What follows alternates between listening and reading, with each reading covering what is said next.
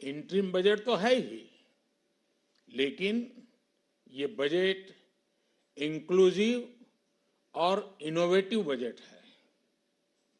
इस बजट में कंटिन्यूटी का कॉन्फिडेंस है। ये बजट विकसित भारत के 4 स्तंभ युवा, गरीब, महिला और किसान सभी को एम्पावर करेगा।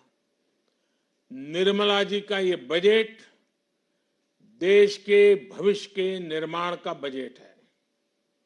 इस बजट में 2047 के विकसित भारत की नींव को मजबूत करने की गारंटी है।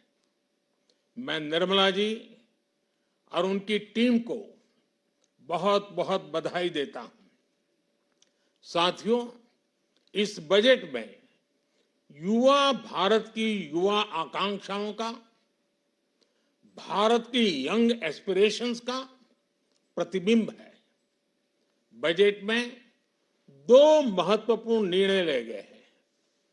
रिसर्च और इनोवेशन पर 1 लाख करोड़ रुपए का फंड बनाने की घोषणा की गई है।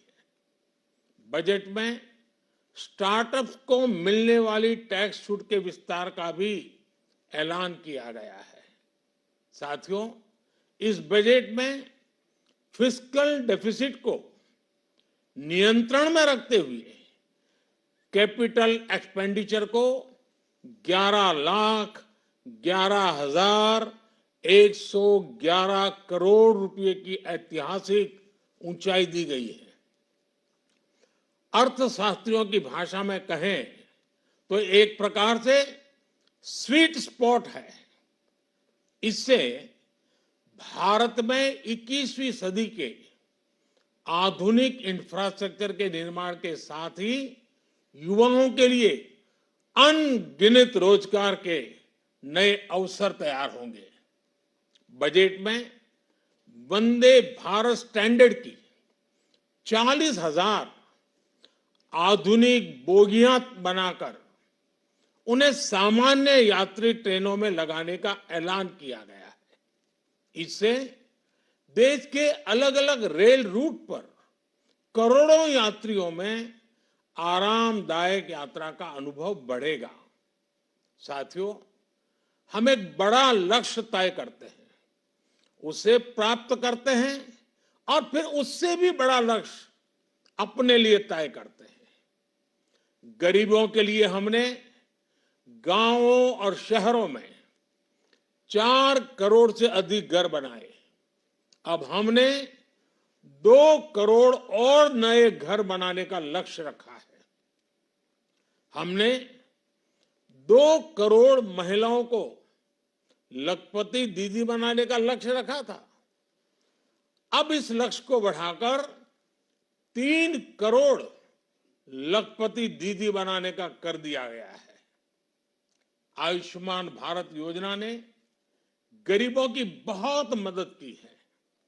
अब आंगनवाड़ी और आशा वर्कर, उन सबको इस योजना का लाभ मिलेगा।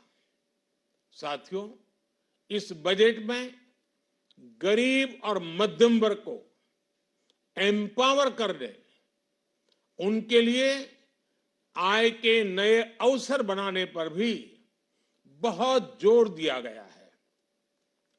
रूफटॉप सोलर अभियान में 1 करोड़ परिवारों को सोलर रूफटॉप के माध्यम से मुफ्त बिजली प्राप्त होगी।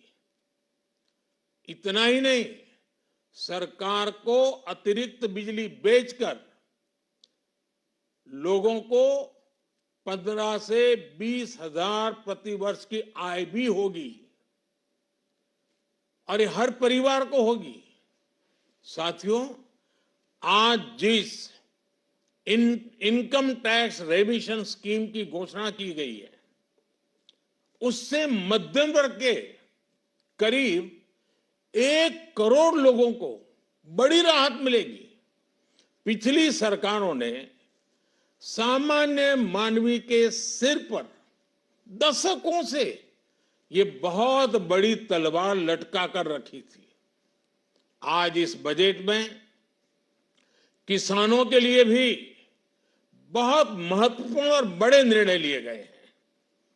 नैनो डीएपी का उपयोग हो, पशुओं के लिए नई योजना हो, पीएम मत्स्य संपदा योजना का विस्तार हो और आत्मनिर्भर ऑयल सीड अभियान हो।